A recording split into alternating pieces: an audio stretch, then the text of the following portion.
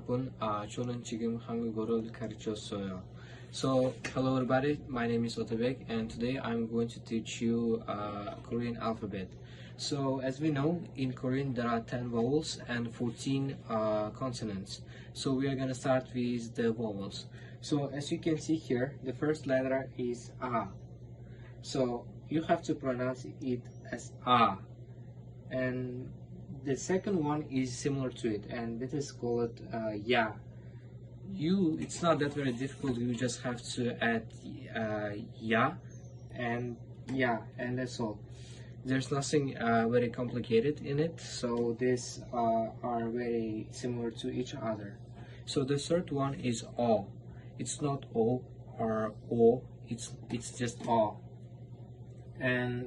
And like this, the first one is similar to this. Like ya, you just have to add ya, and this one is going to be yo. So you see, it's not that very difficult. You just have to pay attention and learn it by heart. So the next vowel is o. So many people confuse this o and o as they are similar to each other, but in o you have to say o.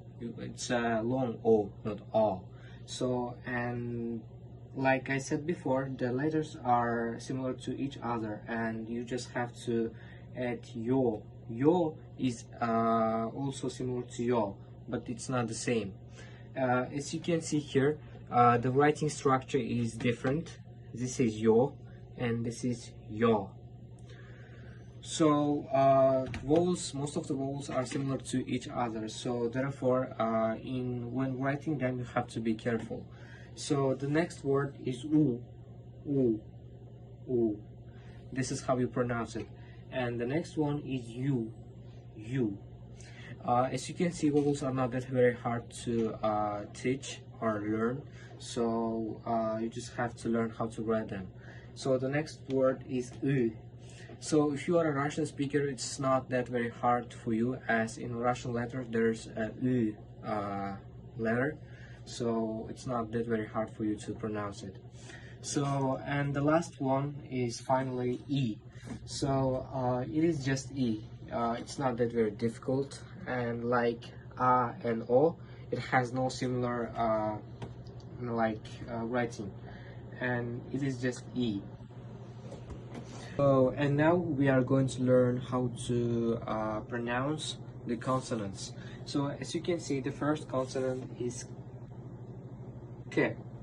You have to pronounce it like that, K. It's not that very hard. It's both K and G.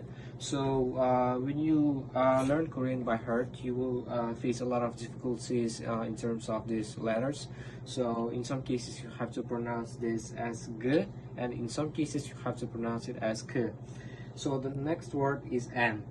It has no similar pronunciation. It is just N. But the next one is like K. It is T, and in some cases you have to pronounce it as D. And the next one is R. So it is also has two pronunciation. So the first one is R, and the second one is L. So the next one is M. It's not that very difficult, and it has no similar pronunciation. You just have to say M. So the next one is P. So as I said, in some cases you have to say P, and in some cases you have to say B. So when it comes to the next one, which is C, I can say that it has no similar pronunciation. So you just have to say C. But in some cases, when it comes in a form of patchim, you have to say it as T. This is the rule. And when it comes to the circle, it is pronounced as ng. Ng. If you are an Uzbek speaker, it's not that very hard for you, as in Uzbek alphabet this letter exists. So the next one is J. J. J. It's not that very hard. But the next one, which is also similar, but the pronunciation and the writing is not similar. So you have to say Ch, because it has this part on the top of the letter. So the next one is k. K.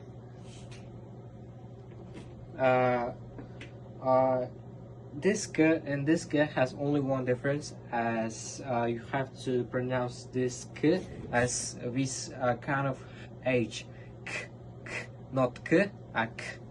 So the next t is also like that, not t, t, ch.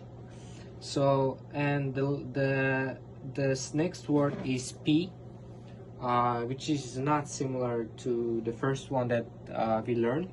It is also pronounced as p, p, not p. So the last one finally is h. As you can see, it has no similar meanings. It is just h.